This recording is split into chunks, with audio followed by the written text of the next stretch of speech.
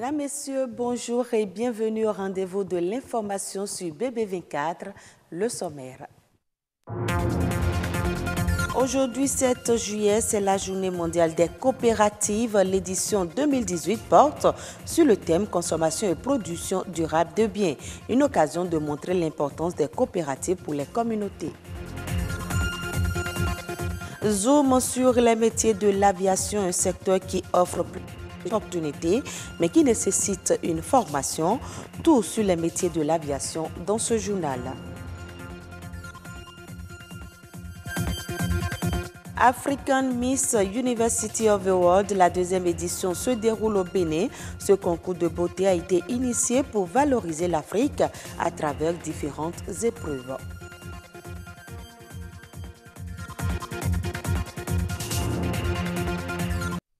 Ce samedi 7 juillet 2018, le monde entier célèbre la journée internationale des coopératives, une journée pour mettre en lumière les opportunités d'emploi que les coopératives créent dans les collectivités locales et les contributions majeures de cette forme d'entrepreneuriat du développement durable. Lotakpo, ingénieur agronome, revient ici sur l'importance des coopératives. Il est au micro de Frétus Amoussou et Patrick Adiagbodjou.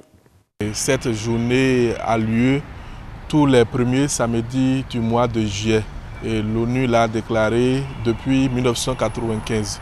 La vie en coopérative appelle des personnes exerçant dans le même domaine à s'associer pour fédérer leurs efforts. Ces coopératives, il n'en existe surtout dans le milieu rural, dans le domaine surtout agricole. Quand nous prenons ces différents groupements, ils vivent en coopérative, ils partagent leurs expériences et cela leur facilite l'accès au développement. Ceux qui n'ont pas l'argent de prendre par exemple un matériel agricole à traction animale de façon individuelle à la COBEMAG, la coopérative béninoise de matériel agricole, ils peuvent s'associer et prendre ce matériel-là et à tour de rôle, ils l'utilisent. Ils utilisent aujourd'hui, demain ça serait le tour de Y et ainsi de suite. Ils sont organisés et les retombées sont partagées. Les personnes qui interviennent dans le même domaine, ils doivent se regrouper pour partager les avantages et difficultés qu'ils rencontrent, qui n'attendent pas que l'État vienne les organiser, non. D'ailleurs, les coopératives, ce sont des associations autonomes. Ils vivent eux-mêmes. Ils peuvent jouir et bénéficier des appuis externes.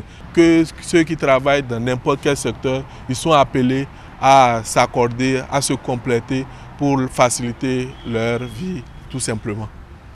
Aussi difficiles qu'ils paraissent, les métiers de l'aviation sont bien accessibles à tous, du département de la mécanique au département des hôtesses de l'air. Tous les métiers de l'aviation sont structurés et nécessitent un apprentissage au préalable.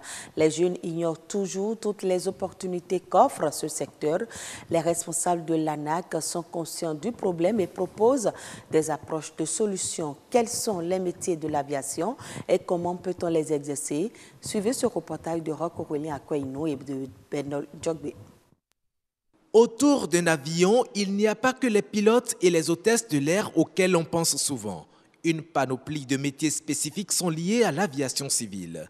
Il y a les pilotes, les hôtesses de l'air, les stewards, les agents d'entretien de maintenance à bord, les agents mécaniciens également qui sont là. Vous avez par exemple les ingénieurs génie civil qui s'occupent de la construction des pistes, des hangars, et au niveau de la navigation aérienne, vous avez les contrôleurs aériens, vous avez les techniciens qui s'occupent du balisage de la piste, vous avez également les assistants au sol. Ces métiers, grandes opportunités à saisir, surtout par les jeunes, restent méconnus du grand public. Ce qui m'intéresse le plus, c'est le pilote d'avion. C'est sur ça que je me suis même beaucoup renseigné. Avec mon profil actuel, je ne pourrais plus. J'ai regardé des films où il y a eu des situations, les femmes ont conduit l'avion. Donc j'ai demandé si je peux le faire. Mais ils ont dit non, il faut aller à l'école, il faut d'abord être élève. Donc nous n'avons pas d'école au Bénin, mais je les encourage à le faire parce que nous devons préparer demain, et demain c'est dès l'instant même. Pour le moment, il n'y a pas une école de formation au Bénin, mais dans la sous-région, il y en a, au Nigeria, au Ghana, au Niger, au Sénégal, dans la sous-région. Pour prétendre faire carrière dans l'aéronautique, des aptitudes préalables sont indispensables. Il faut quand même de base avoir un diplôme technique ou scientifique comme Bac C, T, E et F. Et il faut être vraiment en très bonne santé. Je voudrais également dire que le DG a pour ambition de créer une école d'aviation. Ça fait partie aussi de ces objectifs. Un objectif à réaliser en urgence. Vous ne pouvez pas imaginer que d'ici quelques années, le manque criard qu'il y aura, par exemple dans le domaine de pilotage, manque de pilotes en Afrique et manque de mécaniciens en Afrique. Donc, il faut faire quelque chose tout de suite. Pour ce faire, il faudra aussi un sérieux accompagnement de l'État. Un concours de beauté bien particulier a été mis sur pied afin de se tenir de façon rotative dans tous les pays du continent africain. Il s'agit de African Miss University of the World qui, pour sa deuxième édition, va se dérouler au Bénin.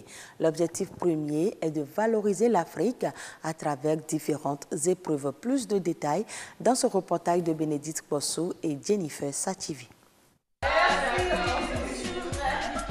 Des étudiantes en provenance de différents pays d'Afrique, candidates pour le concours de beauté African Miss University of the World. Pour cette deuxième édition, les candidates seront logées pendant un mois dans une résidence à Cotonou où elles vont compétir face à la caméra.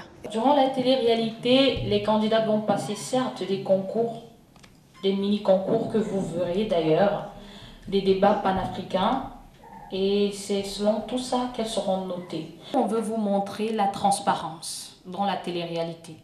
Comment ça se passe réellement, comment elles souffrent, quelles sont les étapes, comment est-ce que les mini-concours se font, comment est-ce qu'elles vivent ensemble, le vivre ensemble, combien c'est important. Le thème retenu pour cette édition du dit concours est l'apport de l'étudiante africaine face aux défis de la construction d'un continent exemplaire, indivisible et émergent. Chaque candidate devra plancher avec un projet allant dans ce sens. La gagnante va bénéficier d'un financement qui s'élève à plus de 2 millions de francs CFA. Elle gagnera donc aussi un chèque de 5 000 $ pour le financement de ce projet. D'autres prix, une bourse d'études pour l'année 2018-2019 et beaucoup d'autres lots. À noter que toutes ces candidates aussi, elles gagnent une bourse de formation, de coaching en développement personnel et en entrepreneuriat et leadership pour leur permettre de s'orienter et de savoir comment entreprendre dans leur vie. On apprend à la jeune fille de développer ses capacités de créativité, d'entrepreneuriat. On amène la jeune fille africaine à entreprendre, à partager avec les autres, à s'unir avec tout le monde et à porter sa part à l'édifice d'un continent. Sur 40 étudiantes inscrites, 20 ont été sélectionnées pour participer au concours African Miss University of the World. La finale de la deuxième édition se tiendra le 25 août 2018 au Palais des Sports de Cotonou. Parlons maintenant sport, Coupe du Monde Russie 2018 pour le compte des quarts de finale. L'équipe française a pris le dessus sur son homologue de l'Uruguay sur un score de 2-0. Hier, à l'Institut français de Cotonou, les fans des Bleus ont manifesté leur joie après ce succès de leur équipe. Suivez cet élément de Marcel Fandi et Louis Koudogbo.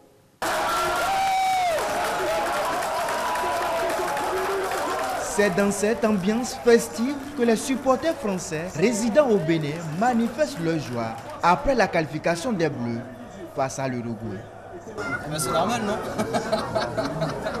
La finale, elle est pour nous. C'est écrit, ça a été écrit le vendredi dernier. J'ai bien aimé l'équipe. Je vote pour l'équipe de France. Et ça a été une très bonne équipe. On va aller le fêter et j'espère qu'on sera en demi-finale avec les Brésiliens. La bière coule dans une atmosphère détendue après l'ouverture du score signé Raphaël Varane. À 1-0, une Française prédit le nom du buteur du 2-0. L'équipe de France file en demi-finale et les regards sont déjà focalisés sur l'opposition de fer entre la France et la Belgique. Je pense qu'on est capable de gagner la finale, mais la demi-finale, ça sera la finale avant l'heure, que ce soit le Belgique ou la Brésil, ça va être l'heure. Je pense que notre partie de tableau est plus difficile. La finale, un petit France-Brésil, ça serait sympa, une petite revanche, un petit 3-0 à l'ancienne, et ensuite une finale tranquille. Je suis un peu superstitieuse, alors je sais pas si je vais dire ça, mais oui, en tout cas, je suis à fond derrière eux et j'espère qu'on va gagner. Et je pense qu'on a les capacités. Les supporters des Bleus espèrent revenir à l'Institut français de Cotonou avec un seul rêve, savourer une finale de Coupe du Monde depuis Allemagne 2006. Hors du Bénin, l'OPIC, l'institution américaine de financement des entreprises dans les pays en développement, a lancé le 2 juillet sa dernière initiative Connect Africa. D'une enveloppe de plus d'$1 milliard, ce projet vise à soutenir 3 secteurs d'activité en Afrique, à savoir les transports et la logistique, les technologies de l'information et de la communication et les chaînes de valeur. L'agence américaine d'aide au développement à travers son projet prévoit également soutenir les firmes américaines qui investissent en Afrique dans des projets faisant appel aux technologies innovantes et à Internet. Connect Africa va également financer des chaînes de valeur au niveau régional. Le PIB de l'Égypte a enregistré une croissance de 5,4% durant l'exercice 2017-2018, soit le taux de croissance le plus élevé en 10 ans. L'annonce a été faite par le Premier ministre égyptien. Il a précisé que cette accélération s'explique essentiellement par le rebond du tourisme et l'augmentation des revenus du canal de Suez et des envois de fonds des migrants. L'Égypte a lancé en 2016 des réformes destinées à relancer son économie en contrepartie d'un programme d'aide de $12 milliards du Fonds monétaire international. Selon les analystes, ces réformes ont permis de revigorer les finances publiques du pays et doper la croissance économique tout en engendrant une montée en flèche de l'inflation et de la pauvreté. Mesdames, Messieurs, merci d'être restés en notre compagnie. Je vous retrouve à 19h45.